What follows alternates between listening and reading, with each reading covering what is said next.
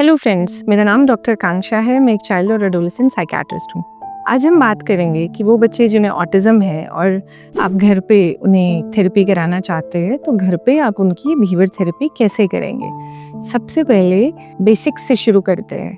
हमें देखना है कि किस सेटिंग में, किस जगह पे आप बच्चे की थेरेपी करेंगे, आपको वो डिफाइन करना है।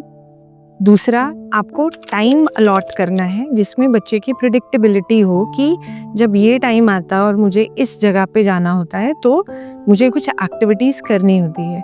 हम सब लोग एक पैटर्न फॉलो करते हैं, हम सब लोग एक ही डाइनिंग टेबल की चेयर पे बैठते हैं, हम सब लोग प्रेफर करते हैं कि आपने देखा होगा कुछ लोगों के मंच फिक्स होते हैं, कुछ लोगों के कुछ प्लेट्स फिक्स होती है, कुछ लोगों के बेड का एक कॉर्नर फिक्स होता है कि मैं जब मेरा रिलैक्स होने की यही जगह है। क्योंकि जो बॉडी है या दिमाग है, ब्रेन है, वो बार बार नई चीज़ों को प्रोसेस करने में टाइम या अपनी एनर्जी वेस्ट नहीं करना चाहता। इसलिए जितना प्रिडिक्टेबल आप अपना रूटीन बनाओगे बच्चे के साथ, उतना धीरे धीरे धीरे वो उसको कंप्लाई ज़्यादा करेगा। तीसरी चीज़ कि हम अक्सर पेरेंट्स से ये सुनते हैं कि थेरेपी सेंटर्स में आके तो बच्चा काम कर ले रहा है, घर पे हमारी बात नहीं मान रहा। हमें ये देखना है कि क्यों नहीं मान रहा, क्या फ़र्क है, बच्चा तो वही है, राइट। सो फ़र्क क्या पड़ता है? फ़र्क पड़ता है कि उसको उसका एक शेड्यूल है जहाँ पे एक फिक्स टाइम पे उसको आना है और एक फिक्स जगह पे उसे कुछ एक्टिविटीज़ करनी है। सो ये जो चीज़ है कि आपसे नहीं करता, वो आप काफ़ी हद तक इम्प्रूव कर सकते हैं जस्ट इन 2 फैक्टर्स को करेक्ट करते। आगे चलते हैं। अब है कि आप 2 रोल्स प्ले करोगे घर में।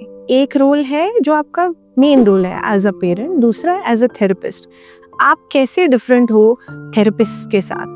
थेरेपिस्ट उसको फर्मली कुछ बोल सकता है, उसको कुछ एक्टिविटीज़ में एंगेज कर सकता है, कुछ फिजिकल प्रॉम्प्ट कर सकता है।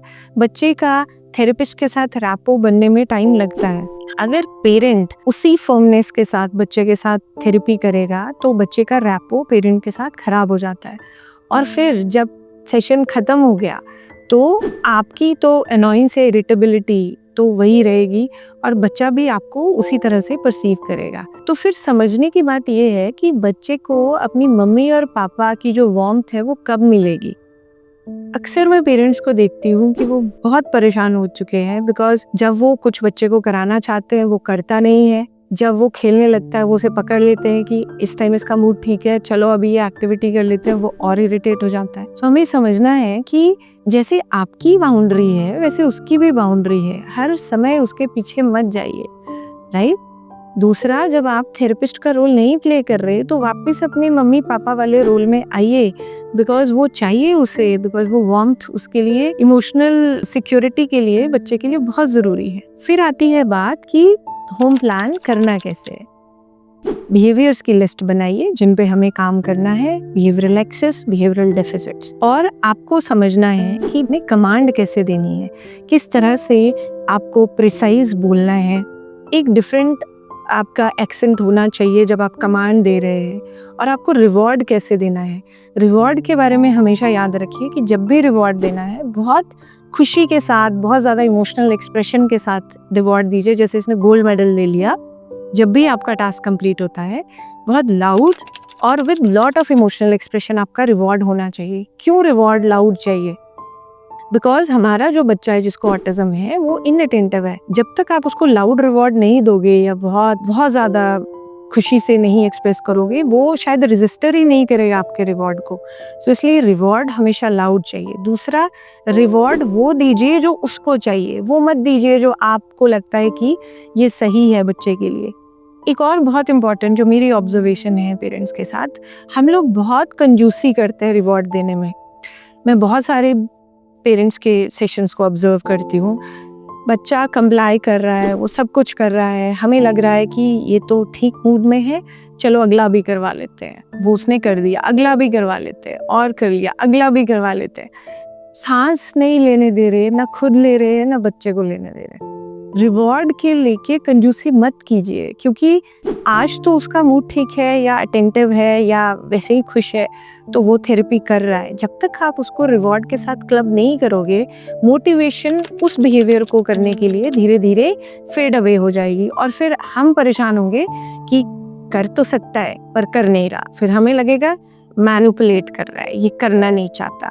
सो हमेशा ध्यान रखिए, बिहेवियर थेरेपी से हम सारी दुनिया चल रही है। सो बिहेवियर थेरेपी से बच्चे को सिखाया जा सकता है। प्रिंसिपल्स ऑफ बिहेवियर थेरेपी की आपको जितनी क्लैरिटी होगी और जितना आप उस पर विश्वास रखेंगे कि कमांड के बाद बिहेवियर होगा, बिहेवियर के बाद रिवॉर्ड आएगा और रिवॉर्ड देना है ज़रूरी, ये ब्राइव नहीं है, ये एक मोटिवेशन है अगली बार उस बिहेवियर में आने के लिए।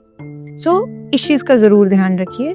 और हमेशा जब भी घर में आप सेशंस लेते हैं, अपने लिए ज़रूर एज अ थेरेपिस्ट आपको अपने लिए टाइम निकालना है रिफ्लेक्ट करने के लिए कि आज जो आपने सेशन लिया उसमें क्या अच्छा था, क्या ख़राब था, आप बेहतर कैसे कर सकते थे, कहाँ आप न्यूट्रल नहीं रह पाए, कहाँ आपको लगा कि नहीं गुस्सा आ गया, कहाँ आपको लगा कि ये चालाकी कर रहा है, या कहाँ आप चिल्ला गए जो कि थेरेपिस्ट ने बोला था कि या जो आपके ट्रेनर है उन्होंने बोला था कि लाउडली नहीं बोलना। सो हम सब परफेक्ट नहीं हैं, बट हमें हर रोज़ सीखना है। सो वो जो एक सेल्फ रिफ्लेक्शन का टाइम है एज अ थेरेपिस्ट, घर में जब भी आप थेरेपी करा रहे हैं एज पेरेंट थेरेपिस्ट, तो आपको ज़रूर वो रिफ्लेक्शन का टाइम निकालना है। 10 मिनट, 15 मिनट, आधा घंटा निकाल के एक डायरी लगाइए और लिखिए आज के सेशन में डिफ़िकल्टीज़ क्या आई, पॉजिटिव्स क्या हुआ। और जब भी आपकी अपनी मेन जो ट्रेनिंग टीम है उसके साथ बात होती है, ज़रूर बताइए क्या क्या आपको डिफ़िकल्टीज़ आई।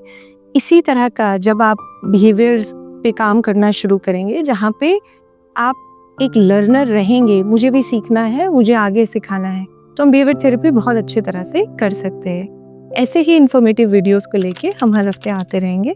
मिलती हूँ मैं आपसे नेक्स्ट वीडियो में। तब तक अपनी और अपनी फैमिली का ख्याल रखिए। Thank you.